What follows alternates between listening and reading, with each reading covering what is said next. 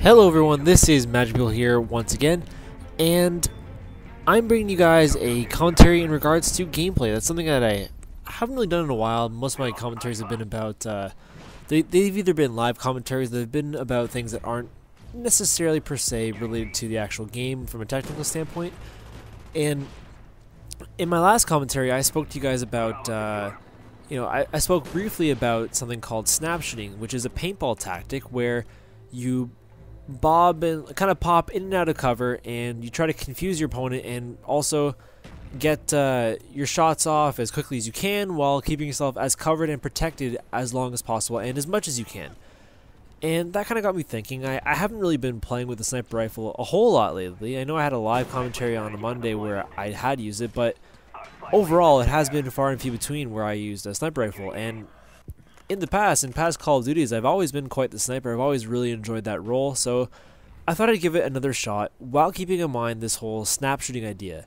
So this particular gameplay, it's a domination on this map, as you can see, and to be honest, I forgot the name there for a second. And although I'm failing at sniping right there, overall I did quite well. I had no help from any lethal kill streaks.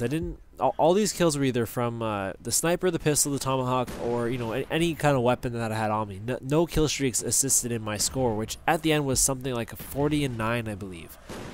Which is not super crazy, but for sniping without a lethal kill streak, I thought was pretty good. So I thought I'd share this with you guys. And the point I want to emphasize. Wow, it's not even late. It's only 5:30 and I can't even talk.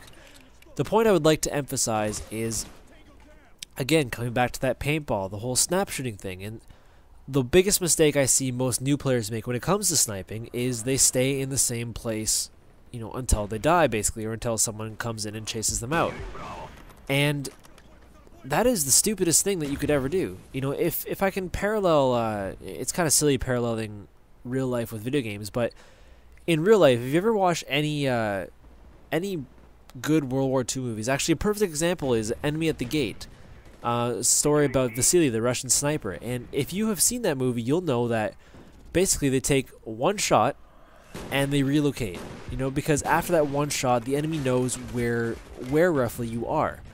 So the whole idea is to relocate to another place, hopefully a place that has a decent vantage point, and try to take out another target. I mean, obviously video games are different, but the point is, again, with the snap shooting, you want to pop out, take a shot, come back into cover, and don't stay in one place too long, because that way you are unpredictable to your opponents. The guy you just killed isn't going to go choose a sniping class, and if he does choose to go and spawn with a sniping class, he's going to be looking exactly where you killed him from. You don't want to be there when he does that. A lot of guys are lazy. They may not snipe right away, but if you kill the same guy from the same place once, twice, maybe 3 times, they're for sure going to pull out their rifle or an assault rifle with decent range, and they're going to try and take you out. So here in this game, I did kind of tend to these two different buildings, but the whole point is I rotate between the two. I mean, usually it was after I had died, but the whole thing is I never really stayed in the same place for an extended period of time. And every time I did die, it was after I'd gotten, a handful of kills at that spot. I believe coming up right here, yeah, I just got picked off, and that's after I got 2 or 3 kills. I'd been shooting a lot. I'm definitely a prime target because I'm on their radar in the same place. They know I'm a threat. They need to get rid of me, especially on a wide open level like this. So, I mean, it's a strategy that really can apply when it comes to not only just sniping, but being in. I have to say that being a kind of covert rusher kind of player, a guy who's using maybe a silencer or even not, like basically someone who wants to rush and who's kind of employing guerrilla tactics towards their opponents, right? If you're flanking them and you're in their spawn, you want to try and keep them guessing. You don't want to be cooped up in one place, because eventually they're going to spawn, they're going to want you out of their area, and they will come in and they kill you. So the whole idea is to be as unpredictable as possible, move around as much as you can while maintaining cover, and hold on a second, tomahawk, followed by a triple kill with a grenade by one of my teammates. I think I've made my point pretty clear by now. The whole point, use your cover to your advantage, move around, not only does it get you more kills by being unpredictable, but it also reduces the amount of times you die, which helps you get your kill streaks going, and which also in general helps your team out. You know, this particular game I wasn't really playing the objective, but at the same time I kind of was. You know, the majority of it I was kind of securing those middle buildings and keeping the enemy back in their spawn by killing them over and over again. If you keep on doing that, you know, then strategically you are helping to secure B by keeping the enemy off of it, which is kind of what I was doing. Even though I didn't really have any caps or defends, I was still being an effective team player. And here I was just kind of getting a little over ambitious, and I just completely outflanked them and got in behind them and got quite a few kills. I think I was one away from something decent here. I think it was a blackbird or something just before I got killed there, but you'll see in a minute I ended up dying.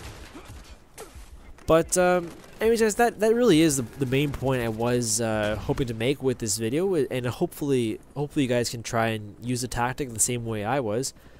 And another thing about this gameplay was, you know, there's times where I'll sit and I'll play Call of Duty for maybe 2 or 3 hours at a time. You know, it's an afternoon, I have a long day at work, I just want to relax, I'm having some fun, and I'm just playing some video games.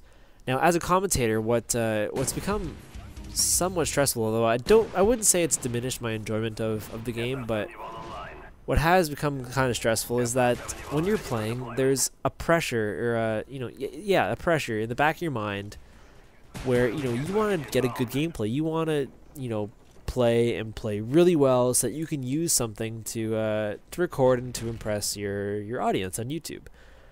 And that makes things tough sometimes, but you know, lately, ever since I got back from being up north and being away for a week or so, I've been playing well, but I haven't been able to turn beast mode on, so to speak. You know what I mean? And this particular sniping gameplay you're watching right now, I thought it was kind of interesting because, you know, the other day I had played for 2 or 3 hours, you know, because I had some free time, and then I went and did something else during the day for, you know, a good chunk of time, like several hours, a significant amount of time. And what had happened was, you know, I just had an urge to play. I wanted to bust out the sniper rifle. I played one game. I got this fairly decent gameplay. You know, I'm getting my kill streaks. I'm getting a lot of kills. I'm playing very smart. And that was it. It was a one-off, a one game, you know, decent match. That was it. And I find that I have those every once in a while. It's like if you play too much, you kind of get bogged down. You get in a bad groove. And I find some of my best games and my best amounts of focus are kind of on these one-off matches every once in a while, and I find that kind of interesting. You know, you would think that the more you play, the more warmed up you'd be, and the more capable you'd be. But I guess it's not always the case. You know, that'll be your question for the day today, guys. You know, I don't really do that, but I think asking questions to you guys might be a good way to get some interaction going. Have you guys ever experienced that same thing? And if you have, tell me about it. And if you haven't, tell me I'm crazy if that's the way you think. But this gameplay, it's not coming to a close. There's still quite a bit left. I got a handful more kills, but it comes to a host migration in a second, so I'm going to have to edit that out. And once I have that all sorted out on your end, you'll be fine. But I just need to switch over to my other video for a second here. Because I don't know about you guys. Some of you are, you know, up-and-coming commentators like myself. I like to watch the commentary or the gameplay while I'm commentating. Whether it's, you know, specific to what I'm talking about or not, I do like it. It's kind of a tool for timing, I'd say. All right, so here we are back in the game. Yeah, it's just I find those one-off games kind of cool, and I don't know. It's kind of seems counterintuitive to me, but I guess that's the way it is. Yeah, I mean, just to remind you guys before you guys leave, if you're still with me at this point, that whole snap shooting strategy, moving around, using your cover, locking an area down, trying to be as unpredictable as possible.